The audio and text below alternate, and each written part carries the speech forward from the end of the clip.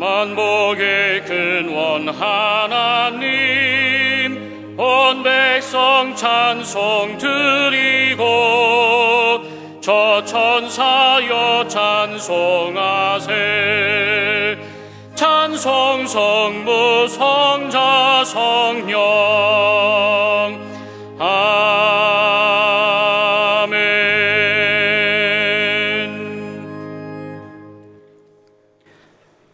주의 궁정에서의 한날이 다른 곳에서의 첫날보다 나은즉 악인의 장막에 사는 것보다 내 하나님의 성전 문지기로 있는 것이 좋사오니 여호와 하나님은 해요 방패이시라. 여호와께서 은혜와 영화를 주시며 정직하게 행하는 자에게 좋은 것을 아끼지 아니하실 것임이니이다.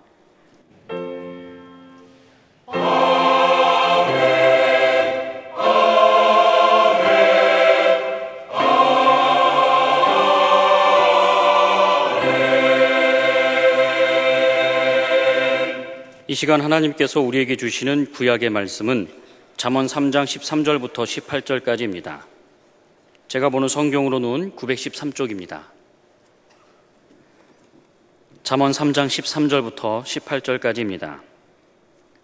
지혜를 얻은 자와 명철을 얻은 자는 복이 있나니 이는 지혜를 얻는 것이 은을 얻는 것보다 낫고 그 이익이 정금보다 나음이니라. 지혜는 진주보다 귀하니 내가 사모하는 모든 것으로도 이에 비교할 수 없도다. 그의 오른손에는 장수가 있고 그의 왼손에는 부귀가 있나니 그 길은 즐거운 길이요 그의 지름길은 다 평강이니라. 지혜는 그 얻은 자에게 생명나무라. 지혜를 가진 자는 복되도다. 아멘.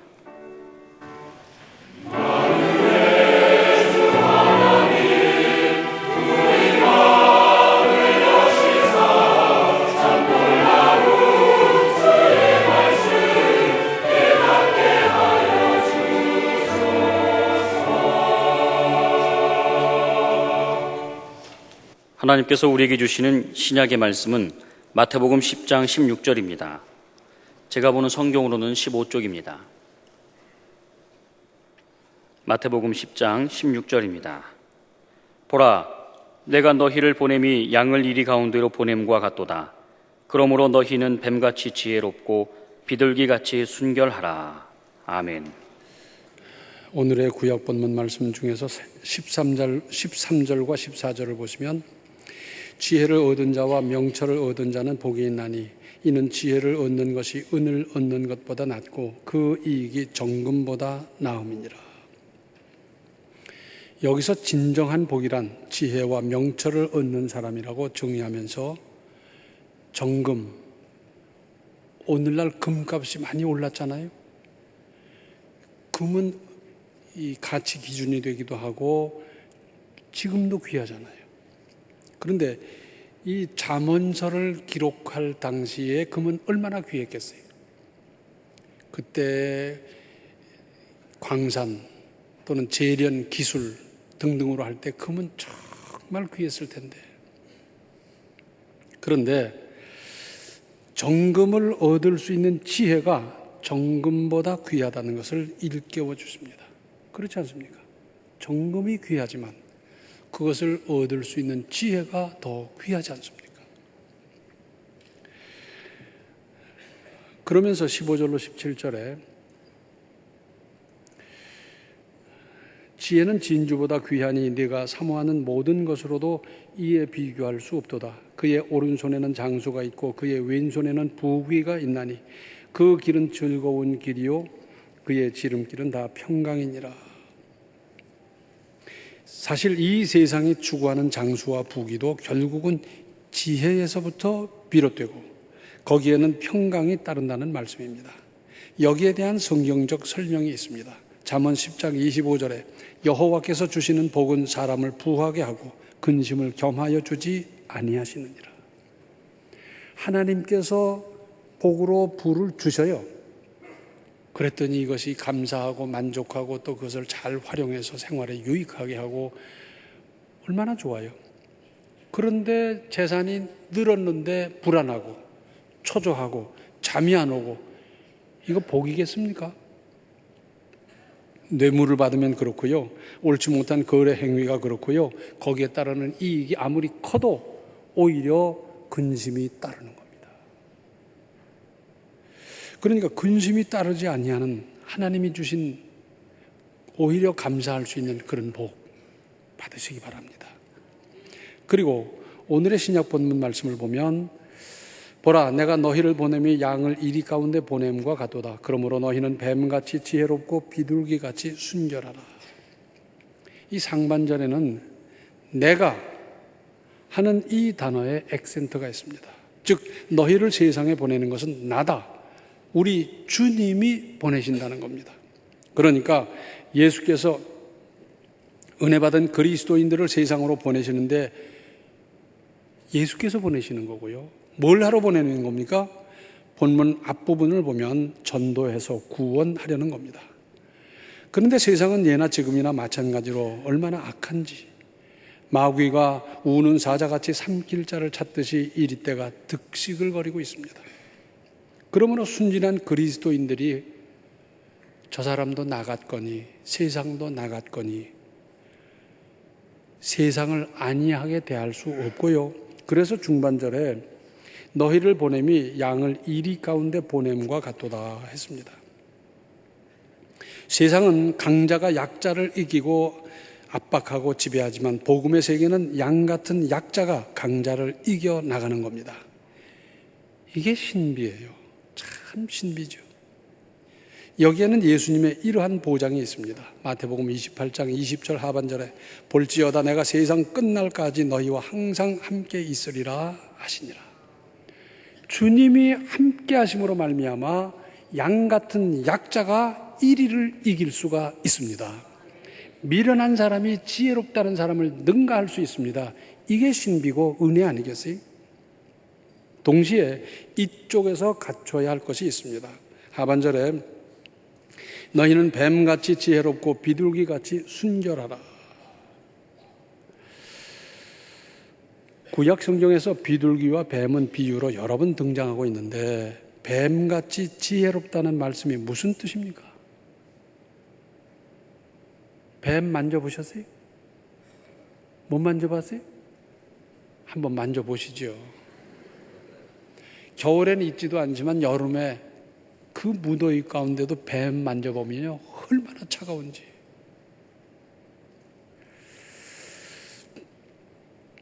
여기서 말씀하고자 하는 것은 냉철해야 할 때는 이렇게 차가워지라는 것 아니겠습니까? 우리 그리스도인들은 모름지기 머리는 차갑고 가슴은 뜨거워야 합니다.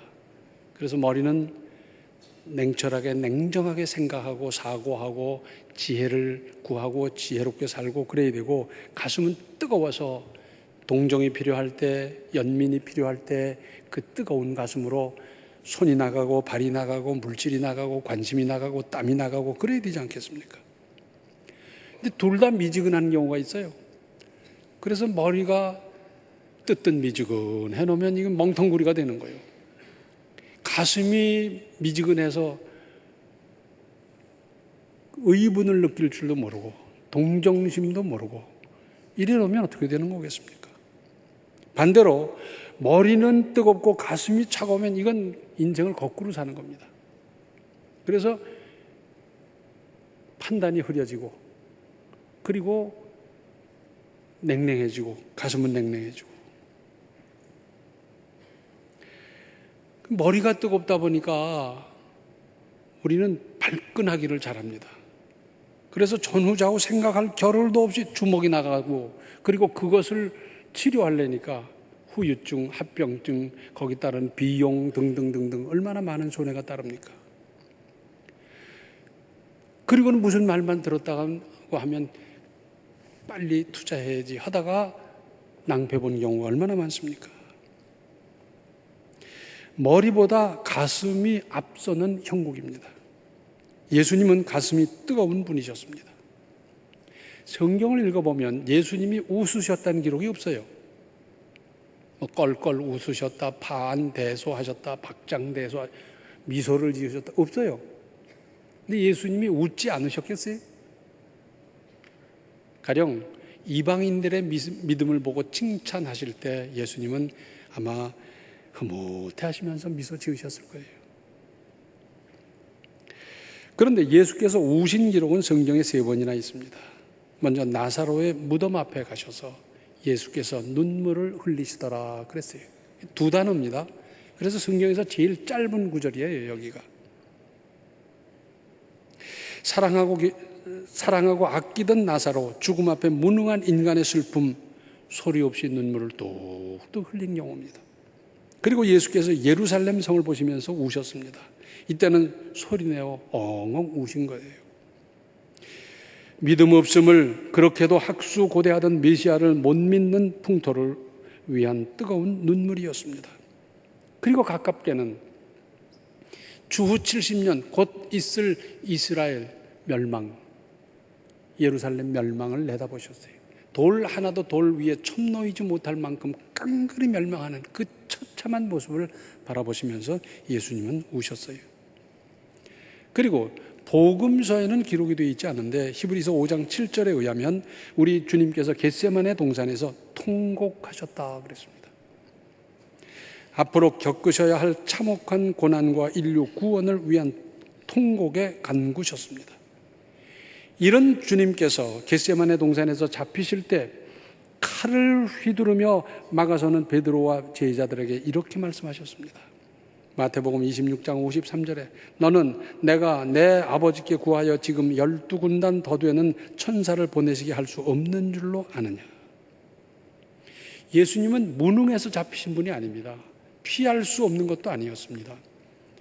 천사를 오게 해서 이까지 것들을 확 물리쳐 버릴 수 있는 그 능력 얼마든지 가지신 분이셨습니다. 그런데 하나님 아버지의 뜻이 이루어져야 된다는 일념이 있으셨어요. 나는 어떤 참혹과 순환을 당하더라도 하나님 아버지의 뜻이 이루어져야 된다 하는 겁니다. 칼을 번뜩이며 그렇게 긴장된 순간에 예수님은 어쩌면 이렇게도 냉철하셨는지. 사람들은요, 제 의견, 제 뜻이 이루어져야 된다고 고집해요. 아닙니다. 하나님의 뜻이 이루어져야 합니다. 실수 많고 허물 많은 내 뜻이 아니라 완전하신 하나님의 뜻이 이루어져야 합니다. 이루어지게 해야 합니다. 이것이 믿음입니다. 재고집 부리면서 하나님의 뜻이라고 막 갖다 붙이고 견강부회, 이거는 믿음이 아닙니다. 많은 사람들이 제 의견이 통과되지 않으면 이러잖아요. 냉정을 찾아보십시다. 네덜란드에 아주 유명한 의사가 있었어요. 명의가 있었습니다. 내과든지 외과든지 무슨 과든지 그분에게 가면 다 치료를 받는데 동양식으로 말하자면 화타 편작 같은 분이었어요. 그렇게 대단한 명의가 있었는데 이분도 나이가 많아지니까 세상을 떠났어요. 그래 유물을 정리하는데 그 가족과 제자들이 함께 유물을 정리하는 겁니다. 그런데 이 제자들의 관심은 하나, 우리 선생님이 이렇게 치료를 잘 하신 비결이 있을 텐데 거기에 무슨 비망록이라든지 무슨 써놓은 거라든지 뭐가 있든지 있을 텐데 그걸 찾아야 되겠다, 이거였어요. 책도 정리하고 옷도 정리하고 쭉 정리를 하다가 그냥 그걸 찾기 위해서 그랬는데 한참 찾다 보니 아니나 다를까 상자가 나왔는데 금박으로 잘 정리한 거예요. 여기 있겠다. 그리고 제자들이 모이고 가족들이 모여서 그냥 전부 주시하면서 뜯는 겁니다. 금박을 아주 조심스럽게 뜯었어요. 근데 그 안에 또 포장이 되어 있네요. 그래서 또 조심스럽게 풀었더니 또 포장이 되어 있어요. 또 뜯고 한참 뜯다 보니 나중에 요만한 성냥갑 같은 것이 나오는데 거기 보니까 몇 마디가 써 있어요. 뭐라고 써 있냐면은 머리는 시원하게 하고 하체는 따뜻하게 하라. 이게 건강의 비결이에요. 그래서 머리는 시원하게 하세요. 그리고 발을 비롯한 하체는 따뜻하게 하시면 건강할 겁니다. 그런데 금년 여름 얼마나 더웠어요. 그 더위에 털모자를 쓰고 다니는 사람이 있는 거예요. 머리를 시원하게 해야 될 텐데 머리를 뜨겁게 해놓으면 이게 어떻게 되는 겁니까? 우리 하나님이 사람을 얼마나 잘 만드셨는지 얼굴은 햇빛 봐도 괜찮아요. 머리는 뜨거워지면 안 되니까 여기다 숲을 딱 만들어 놓으셨잖아요. 그런데 거기다가 털모자를 쓰고 다니니까 이게 창조 섭리에도 이게 어긋나는 거예요. 선거 때가 되면 여러 사람들이 출마를 합니다. 전부 다 자기는 반드시 당선될 거라고 생각하는데 냉철하지 않아서 그러는 거 아닙니까? 요한복음 8장을 보면 가늠하다 현장에서 잡혀온 여자 이야기가 나옵니다. 우리가 그 스토리를 다 알고 있지요. 그런데 한번 상상을 해보십시오. 가늠하다 현장에서 잡혀온 여자는 어떻게 됐겠어요? 이리 끌리고 저리 끌리다 보니까 옷도 죄 찢어지고 성급한 사람은 돌 팔매질을 해서 뭐 어디 마저 터진 데도 있고 그러면서 지금 곧 돌에 맞아 죽을 형편이 되노니까 덜덜덜덜 떨면서 사색이 돼서 끌려왔는데 그런데 그 사람들 중에 그러는 겁니다. 아, 여기 예수란 분이 있는데 그 사람한테 한번 데려가 보자. 그리고 그 저희는 뭐냐면 이 여자로 말미암아 예수님으로부터 트집을 잡기 위한 것이었어요. 그게 뭐라 그럽니까? 모세 율법에는 이런 사람은 돌로 치라 그랬는데 어떻게 해야 되냐? 전부 돌을 들고 있어요. 자, 그럼 율법대로 돌로 쳐서 죽여라. 그러면 당신은 사랑한다고 그러고 생명을 구원해야 된다고 그러더니 이게 무슨 말이냐? 그럴 테고. 그럼 돌로 치지 말아라. 사람이 실수할 수도 있으니까 이제부터 마음을 새롭게 하고 새 인생을 살아갈 수도 있는 것 아니냐?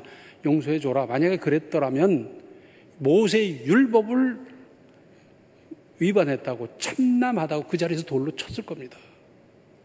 진퇴양난이.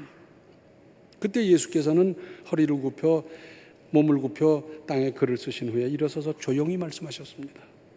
너희 중에 죄 없는 자가 먼저 돌로 치라.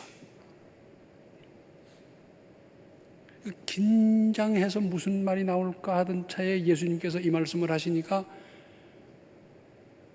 생각을 했죠. 죄 없는 자가 먼저 돌로 치라 그랬는데 죄 없는 사람이 있어야지. 그래서 하나 둘 돌을 던져두고 다 던져갔어요. 이런 명판결이 어디 있습니까? 자칫하다간 예수님 자신이 그 돌에 맞아 죽을 수도 있고요. 이 여자는 볼 것 없이 죽을 수 있는데 사실은 이 여자의 문제가 아니라 예수님 죽이려고 하는 이들의 관계를 예수님은 명판결로 이겨내셨습니다.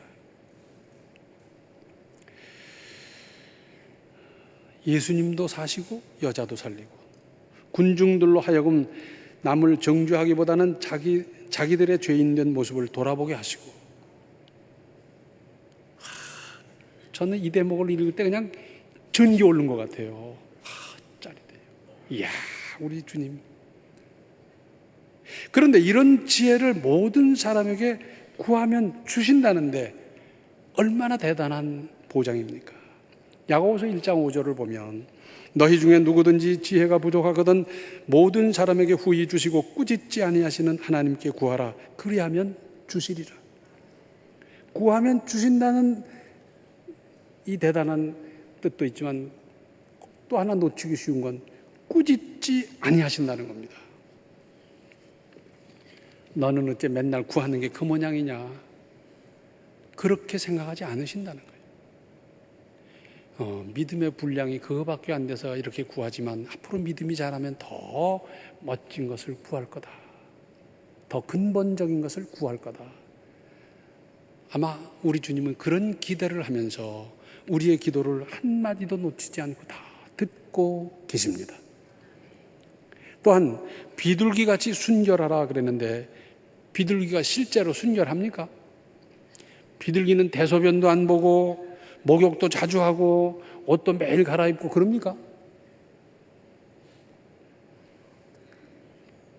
짐승은 옷 한 벌로 평생 살아요. 사람은 여름옷, 겨울옷, 속옷, 겉옷, 무슨 옷, 뭐 그렇게 많은데 짐승들은 한 벌로 평생 살아요. 사람이 갈아입죠. 지난번 성전을 건축한 후에 우리 성전에 비둘기를 기르면 좋겠다, 그런 생각이 들었어요. 그래서 비둘기 기르는 사람한테 물어보니까 아이고 하지 말라. 또 앞서서 교회에서 비둘기 기르는 교회에다가 물어봤어요. 그랬더니 하지 말라고. 아이고 지저분하고, 그리고 또 새끼가 얼마나 늘어났는지 숫자가 말도 못해지고, 거기다가 주일에 싹 차려입고 예배에 참석하려고 은혜 받으려고 오는데 찍찍 그래가지고 비둘기 기르지 말라 그래서 안 길렀어요. 이게 무슨 뜻입니까? 우리의 믿음이, 우리의 인격이 순결순수해야 할 것을 말씀하는 것 아니겠습니까? 출애굽기 27장 20절을 보면 너는 또 이스라엘 자손에게 명령하여 감람으로 짠 순수한 기름을 등불을 위하여 네개로 가져오게 하고 끊이지 않게 등불을 켜되 그랬어요. 성소에 등잔이 있고 등불을 24시간 365일 계속 켜놔야 되는데, 그 기름은 순수한 감람유여야 한다 하는 말씀입니다. 실제로 순수한 감람유로 등불을 켜고 냄새를 맡아보면 향긋합니다.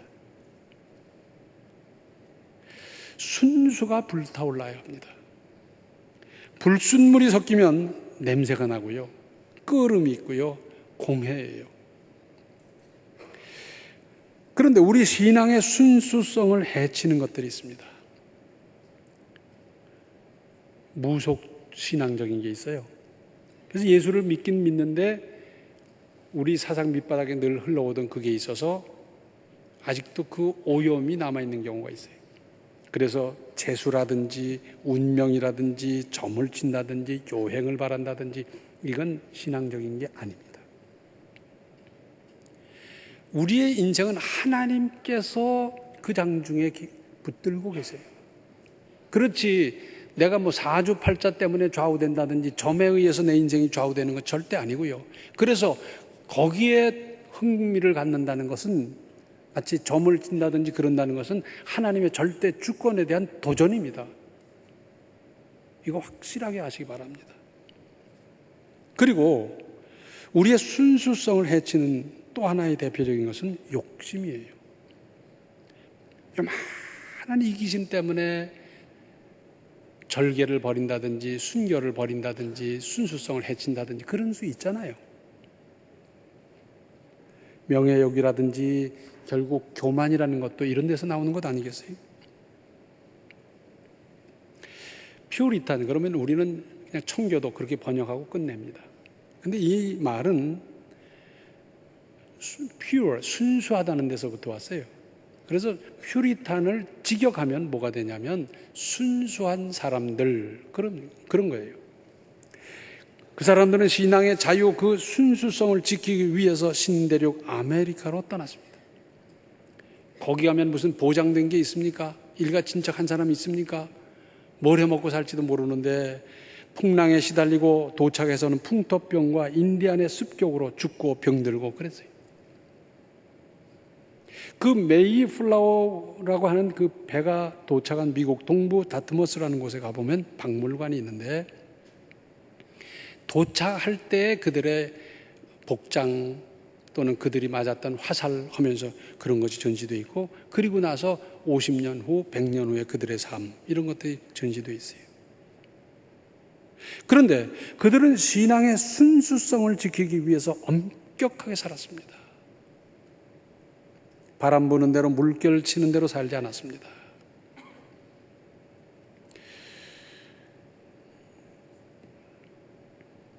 그래서 바르게 살자, 믿음으로 순수하게 살아보자, 그리고 엄격했어요. 우리 인간이 살아가는 데 있어서 다른 사람에 대해서는 관대하고 자기에 대해서는 엄격해야 됩니다. 그런데 대개 반대로 살아요. 그 다른 사람에 대해서는 엄격한 잣대를 들이대고 자기에 대해서는 관대해요. 날씨 때문에 그렇지 뭐 그럴 수도 있는 거지 뭐 이러는데 반대입니다. 다른 사람에 대해서는 관대하고 자기에게 대해서는 엄격해야 되는데 나 자신을 돌아보십시다. 다른 사람 뭐 티끌이 어떻고 그런 거 보지 말고 나를 돌아보십시다. 영어에 인사이트라는 단어가 있어요. 이 말은 한마디로 하면 통찰 그런 뜻인데 두 단어가 합쳐진 거예요. 인사이트. 인이 뭡니까? 안으로, 사이트. 깊이 바라보는 것. 그래서 안을 깊이 들여다보는 겁니다. 내 신앙, 내 인격에 있어서 불신앙, 비신앙적인 것들을 하나라도 빨리 솎아내십시오. 고름은 오래 두어도 살이 될 수 없습니다. 오래 둘수록 악화되고 나중에는 큰 수술을 해야 합니다. 어떤 사람이 모기가 물었는지 뭐 이래가지고 좀 뻘겋고 그래서 뭐 칙칙하고는 괜찮은 줄로 생각했는데 이게 아니네요. 나중에는 곱네요. 이 곱네. 가만히 있자. 이 곱는데 좋은 약하고 또 발랐어요. 돼야지요. 고름이 점점 커지고요. 그러더니 거기 열이 나고 온몸이 열이 나고 막 힘들어지고 이거 안 되겠다. 그리고 병원에 갔더니 뭐 대짜고짜 이건 쪄야 된다고. 그 사람 말에 의하면 고름이 얼마나 많이 나왔는지 한 바가지가 나왔대요. 과장을 해도 어느 정도로 해야지 한 바가지가 나오겠어요? 살이 안 되는 겁니다. 말썽이 생기는 겁니다. 그것 때문에 자칫하다가 생명을 잃을 수도 있어요. 병균이 언제 우리 눈으로 육안에 보입니까? 보이지도 않는데 들어가서 생명을 앗아가기도 하고 그러지 않습니까? 내 속에 잠재되어 있는 비신앙, 불신앙적인, 비인격적인 것 빨리빨리 솎아내세요. 그래야 신앙이 순수하고 인격이 순수하고 삶이 순수하고 아름답지 않겠습니까? 그리고 오늘 본문에 이어지는 말씀 17절 상반절에 사람들을 삼가라 그랬습니다. 무슨 말씀입니까? 이 사람이 문제거든요. 모든 시험, 모든 유혹, 모든 고통, 모든 문제는 사람으로부터 온다는 것입니다. 우리 속담에 호랑이보다 무서운 게 사람이다. 들어보셨죠? 무슨 뜻인지 알죠? 호랑이는 피할 수도 있고요. 잘하면 잡을 수도 있어요. 생포도 가능해요. 그런데 사람으로 말미암아 우리는 얼마나 많은 상처를 받으며 삽니까?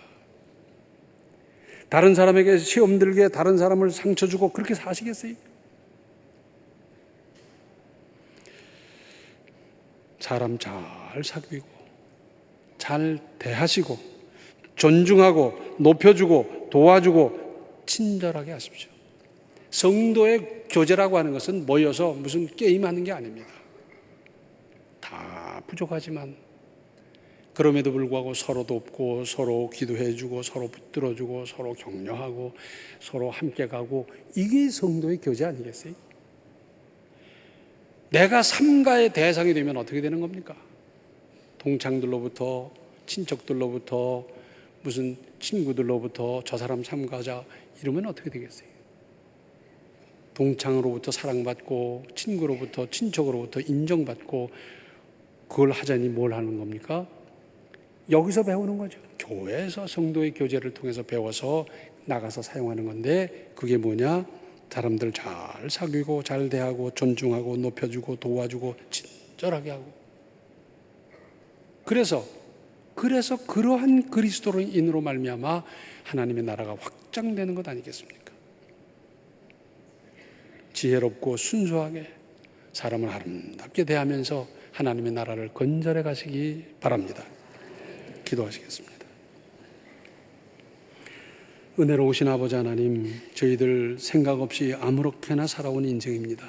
이제부터라도 저희들 깊이 생각하며 주님의 뜻을 헤아리며 지혜롭고 순결하게 살아가게 하여 주시옵시고 얼마나 많은 상처를 주고받았습니까? 이제는 상처를 입는 것이 아니라 주는 것이 아니라 보듬어주고 쓰다듬고 격려하고 인정하고 칭찬하면서 아름다운 성도의 교제, 그리고 여기서 경험한 그 경험을 가지고 사회를 끌어안고 친척을 끌어안는 우리의 삶이 되게 하여 주시옵소서. 예수님의 이름 받들어 간절히 기도하옵나이다. 아멘. 이 혼탁한 세상을 살아가면서 잘 분별하면서 순결을 지키십시오. 지금은 생명의 주 예수 그리스도의 은혜와 하나님 우리 아버지의 극진하신 사랑과 성령의 감화 감동 충만 교통하심이 지혜롭고 순결하게 세상을 이기며 살기로 결단하는 모든 성도들 머리 위에 이제로부터 영원토록 함께 계시기를 간절히 축원하옵나이다. 아멘.